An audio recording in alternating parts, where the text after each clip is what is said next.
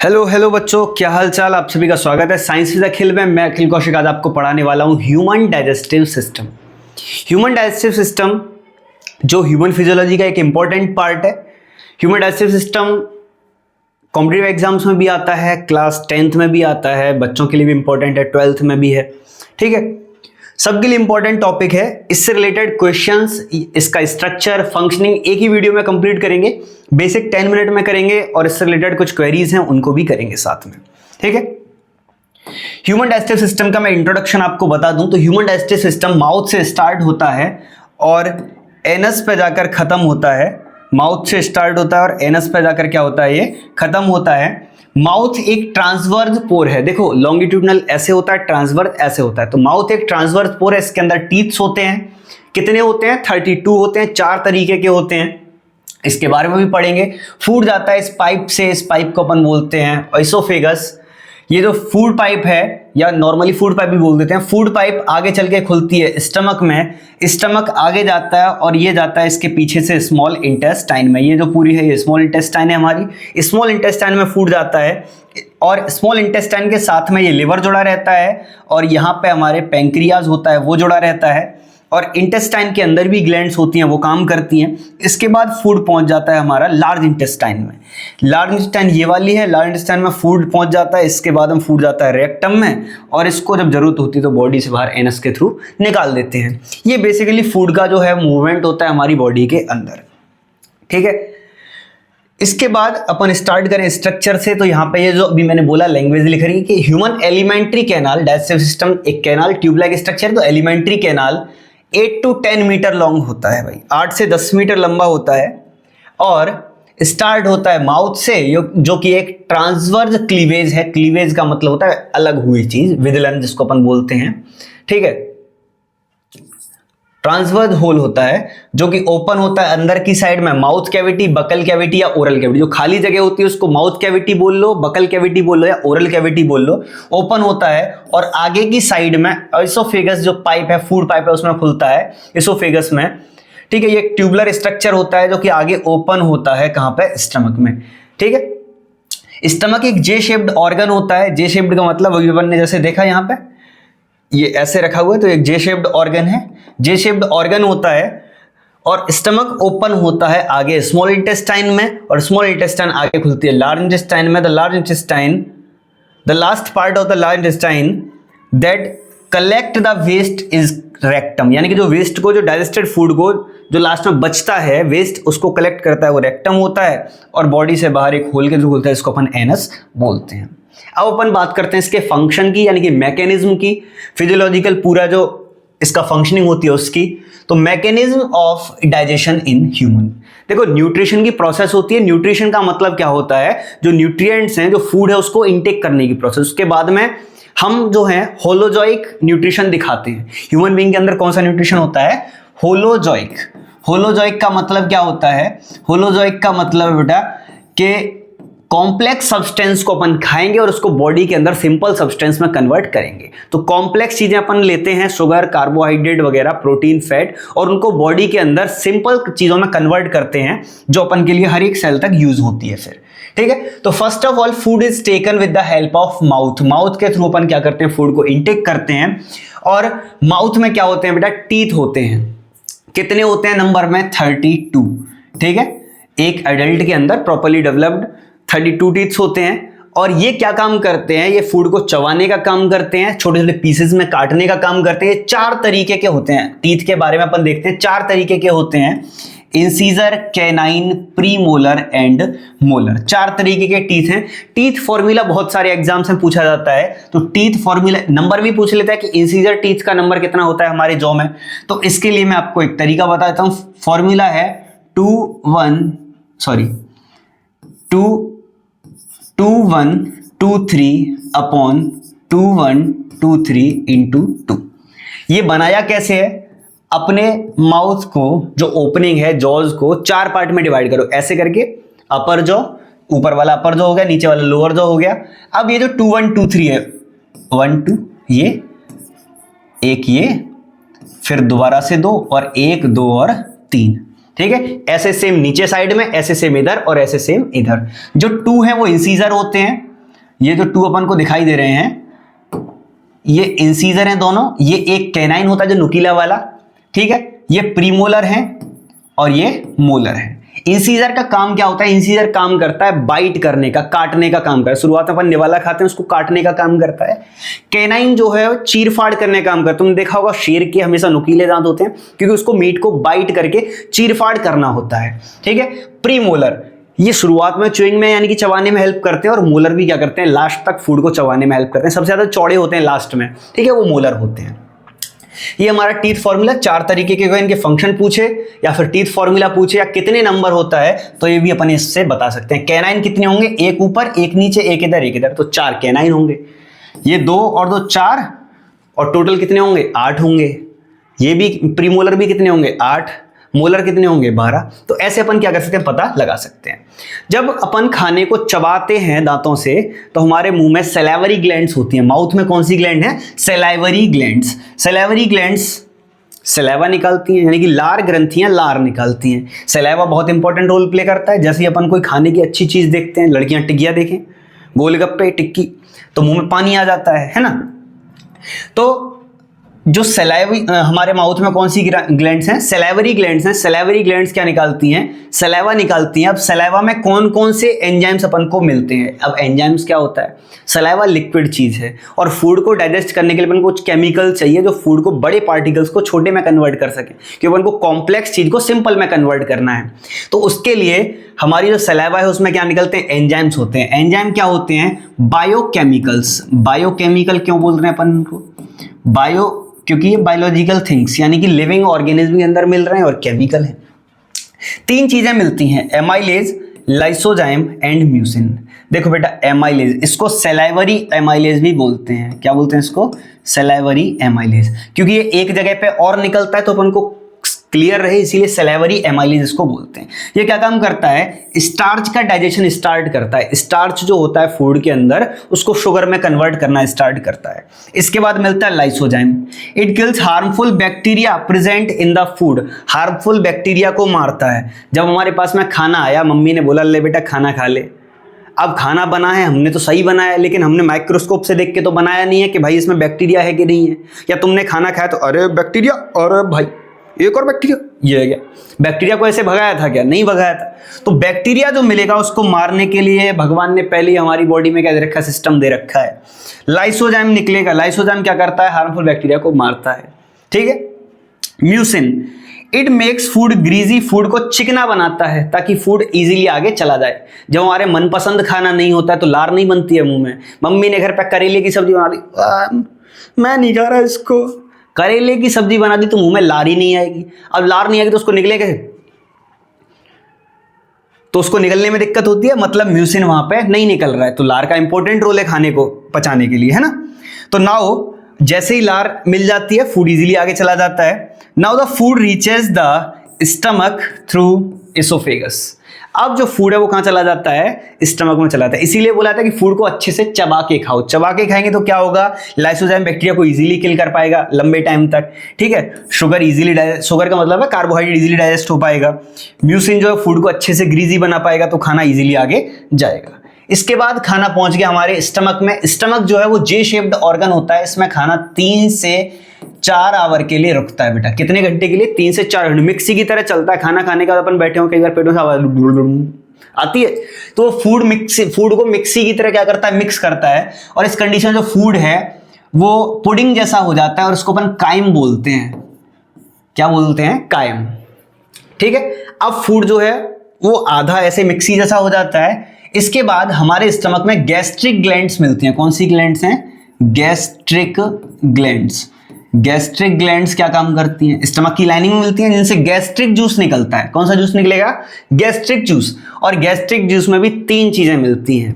3 चीजें कौन कौन सी मिलती हैं? पहला HCl, दूसरा हमारे पास में पेप्सिन एंजाइम, तीसरा है म्यूकस। अब HCl तो बहुत खतरनाक एसिड होता है, ये हमारे स्टमक में क्या करता है?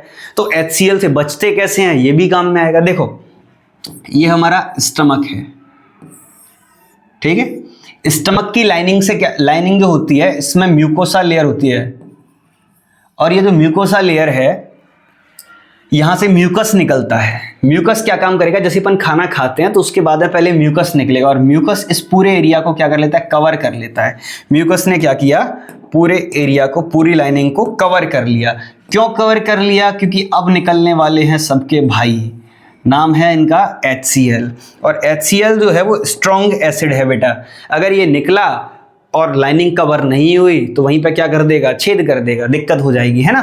तो म्यूकस निकलता है जो कि क्या काम करता है, protect the inner lining of stomach from HCl acid. तो फिर HCl को निकलना ही क्यों जब उससे बचाने की जरूरत पड़ रही है। तो HCl का काम देखो, it make the food medium acidic because pepsin enzyme work in acidic medium. क्योंकि जो पेप्सिन भाई साहब हैं वो कैसे मीडियम में ही काम करते हैं, एसिडिक में। मैंने पहले भी वीडियो बना रखा है। पेप्सिन एंजाइम एक डरपोक पुलिस वाला है, गुंडा पकड़ में आ गया, अब ये उसके पास जाने से डर रहा है। क्यों डर रहा है, क्या पता इसके पास गन हो, हथियार हो। तो इन्होंने HCl भाई साहब को बोला कि जाओ इसको चेक करके आओ कि इसके पास कुछ है तो नहीं है, हो तो ले लो इससे, ठीक है। तो HCl क्या काम करता है, फूड का मीडियम एसिडिक कर देता है ताकि पेप्सिन भाई साहब जो है वो इस पर काम कर सकें और इसको डाइजेस्ट कर सकें। और दूसरा काम, it destroys harmful bacteria that come with food. अब फूड तो जो बैक्टीरिया थे वो तो लाइसोजाइम ने भी डाइजेस्ट किए थे, फिर इसकी जरूरत क्या पड़ रही है यहाँ पे। तो जरूरत इसलिए पड़ रही है बेटा क्योंकि तुमको बार बार बोला जाता है कि खाने को अच्छे से चबा के खाओ, फिर भी तुम नहीं खाते हो, तो सारे बैक्टीरिया अच्छे से नहीं मर पाते।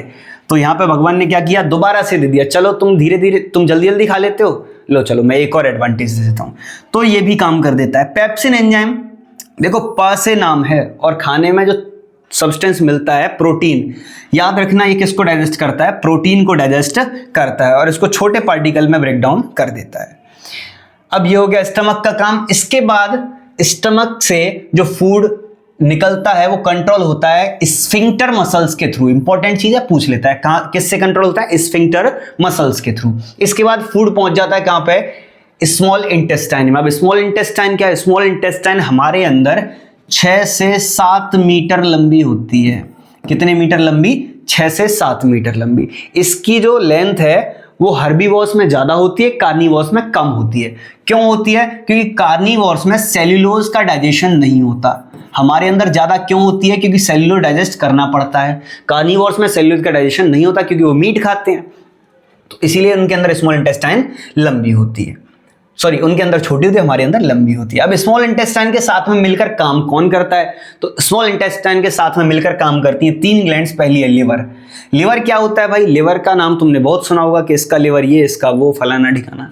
तो लिवर जो है वो हमारी बॉडी की सबसे बड़ी ग्लैंड है और लिवर से निकलता है बेटा बाइल जूस। क्या निकलता है, बाइल जूस। याद रखना गलती क्या होती है कि लिवर से बाइल जूस निकलता है। जैसे लिवर ये रहा हमारा, साइड में ऐसे लिवर होता है कुछ ऐसे करके, है ना, जुड़ा रहता है। और लिवर के अंदर एक और चीज होती है जिसको अपन बोलते हैं गॉल ब्लैडर। ये लिवर है, ये गॉल ब्लैडर है। लिवर फैक्ट्री है, क्या है ये, फैक्ट्री। तो बाइल जूस बनेगा कहां पे, लिवर में बनेगा, सॉरी बनेगा लिवर में, ठीक है। अब बाइल जूस स्टोर कहां पे होगा, गॉल ब्लैडर में।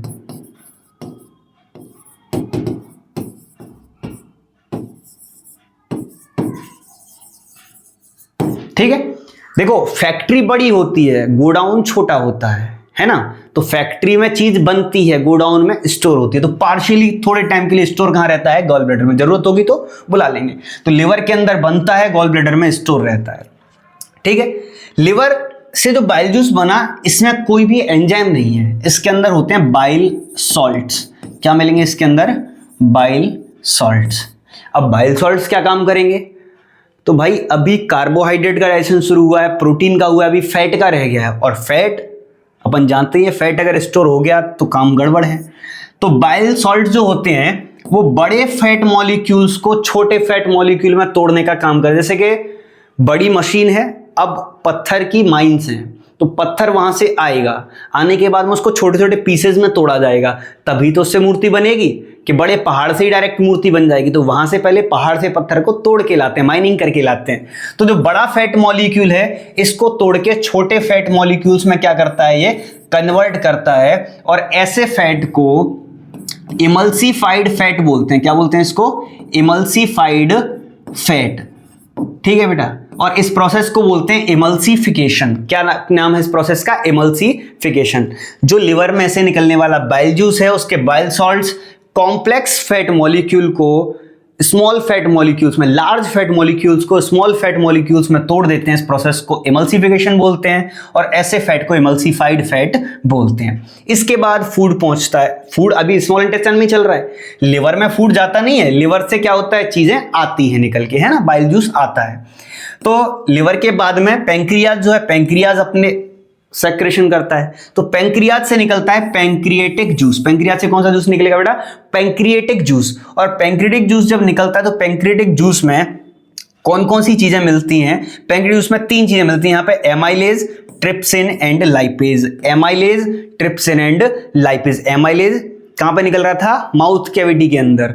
वहां पे भी क्या क्या डाइजेशन कर रहा था? एक कार्बोहाइड्रेट का। तो यहां पे भी क्या क्या करे? कार्बोहाइड्रेट का। इसीलिए वहां पे उसको सैलावरी एमाइलेज बोला था। इसको अपन पैंक्रिएटिक एमाइलेज बोल सकते हैं, लेकिन उसको सैलावरी बोल दिया तो एमाइलेज से कोई दिक्कत नहीं है। ठीक है। It break down starch and digest each. अब स्टार्च का डाइजेशन करेगा और उसको डाइजेस्ट करेगा, ब्रेक डाउन करेगा। ब्रेक डाउन मतलब तोड़ना है। ट्रिप्सिन, देखो हमारे स्टमक में निकला था पेप्सिन, पेप्सिन का ही जुड़ा भाई है ट्रिप्सिन। तो पेप्सिन और ट्रिप्सिन दोनों का डाइजेशन करेंगे? प्रोटीन का करेंगे बेटा। इसके बाद आता है लाइपेज।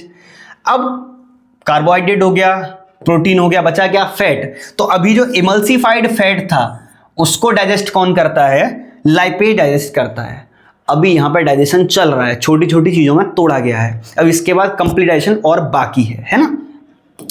इसके बाद आती है इंटेस्टाइनल ग्लैंड। ये भी इंटेस्टाइन में काम कर रही है, स्मॉल इंटेस्टाइन में। अब इंटेस्टाइनल ग्लैंड से बहुत सारे अलग अलग सेक्रेशंस होते हैं, ठीक है, जिनका मेनली काम क्या होता है कि जो हमारे पास में कार्बोहाइड्रेट था, कार्ब्स जो थे उनको कन्वर्ट कर देते हैं ग्लूकोज में। काय में कन्वर्ट कर दिया? फाइनली ग्लूकोज में कन्वर्ट कर दिया। हमारे पास जो प्रोटीन थे, बड़े बड़े मॉलिक्यूल थे प्रोटीन के, उनको काय में कन्वर्ट कर दिया? एमिनो एसिड्स में। प्रोटीन की छोटी यूनिट क्या होती है सबसे ज्यादा? Amino acids. तो एमिनो एसिड्स में कन्वर्ट कर दिया। बचा क्या? फैट। और फैट को कन्वर्ट कर देता है बेटा फैटी एसिड एंड ग्लिसरॉल्स में। फैटी एसिड एंड ग्लिसरॉल्स में कन्वर्ट कर देता है ये। तो ये होता है फाइनल डाइजेशन हमारे फूड का, ग्लूकोज में, एमिनो एसिड में, फैटी एसिड एंड ग्लिसरॉल में। इसके बाद आता है स्मॉल इंटेस्टाइन में absorption of food in small intestine. अब डाइजेशन तो हो गया, ये छोटी छोटी चीजें बन गई, लेकिन एब्जॉर्ब कैसे करेंगे इसको? तो जो स्मॉल इंटेस्टाइन होती है, ये हमारी स्मॉल इंटेस्टाइन है, इसके अंदर छोटे छोटे फिंगर लाइक प्रोजेक्शंस होते हैं जिनको अपन बोलते हैं विली। क्या बोलते हैं इनको? विली बोलते हैं। और विली जो है वो क्या काम करते हैं? नंबर में बहुत ज्यादा होते हैं। जब फूड इसमें से निकल के जा रहा होता है, तो जैसे ऑक्टोपस देखा है, ऑक्टोपस के नीचे जो होते हैं सकर्स होते हैं उसके चूसने वाले, ऐसे इसके जो विली होते हैं वो क्या करते हैं? इस फूड में से इन न्यूट्रिएंट्स को एब्जॉर्ब कर लेते हैं। विली नंबर ज्यादा क्यों होता है और स्मॉल इंटेस्टाइन का साइज बड़ा क्यों होता है? डाइजेशन ज्यादा हो और एब्जॉर्प्शन क्या हो जाए? ज्यादा से ज्यादा हो जाए, तो चीजें एब्जॉर्ब हो जाएंगी। अब एब्जॉर्प्शन हो गया। इस एब्जॉर्प्शन के बाद में क्या हुआ? इस एब्जॉर्प्शन के बाद में जो अनडाइजेस्टेड फूड है और साथ में अभी वाटर का कुछ नहीं हुआ है, ठीक है, अनडाइजेस्टेड फूड एंड जो वाटर है वो क्या होगा? आगे जाएगा। आगे जाने के बाद में कहां पे पहुंच जाएगा? लार्ज इंटेस्टाइन में बेटा पहुंच जाएगा। लार्ज इंटेस्टाइन क्या है? लार्ज इंटेस्टाइन लेंथ में बड़ी नहीं है, ये 6 से 7 मीटर की। लार्ज इंटेस्टाइन साइज में बड़ी है, इसीलिए उसको क्या बोलते हैं? Large intestine. और इसके अंदर बड़े फिंगर लाइक प्रोजेक्शंस मिलते हैं, बड़े बड़े विली मिलते हैं। इनका काम क्या है? यहां पे इनका काम है वाटर का एंड मिनरल्स का एब्जॉर्प्शन करना। जैसे ही फूड यहां से जाएगा, जो अनडाइजेस्टेड फूड है जिसके अंदर वाटर है लिक्विड अमाउंट में, मतलब थोड़ा सा सेमी सॉलिड टाइप में होता है, ये जाएगा तो इसके अंदर से क्या करेगा? वाटर का एब्जॉर्प्शन कर लेंगे, ठीक है, वाटर एंड मिनरल्स का एब्जॉर्प्शन हो जाएगा। और जो वेस्ट मटेरियल बचेगा वो इसके बाद में कहां पे पहुंच जाएगा? एनस में पहुंच जाएगा, ठीक है, रेक्टम में पहुंच जाएगा और उसको बॉडी से बाहर एनस के थ्रू बाहर निकाल दिया जाएगा, ठीक है। ये ऐसे अपना ह्यूमन डाइजेस्टिव सिस्टम के अंदर डाइजेशन की प्रोसेस कंप्लीट होती है। ये बुक है मेरी कंप्लीट 10th की साइंस इसके अंदर दे रखी है और कॉन्सेप्ट वाइज दे रखा है, सीबीएसई आरबीएसई दोनों के लिए है। जो भी स्टूडेंट अगर परचेज करना चाहते हैं अमेजॉन फ्लिपकार्ट पे अवेलेबल है, आप वहां से ले सकते हैं। ठीक है, थैंक यू। इस वीडियो को शेयर कर देना अगर आपको पसंद आई हो तो। जिन बच्चों को डाइजेस्टिव सिस्टम नहीं समझ में आता है उनको शेयर कर देना इसको।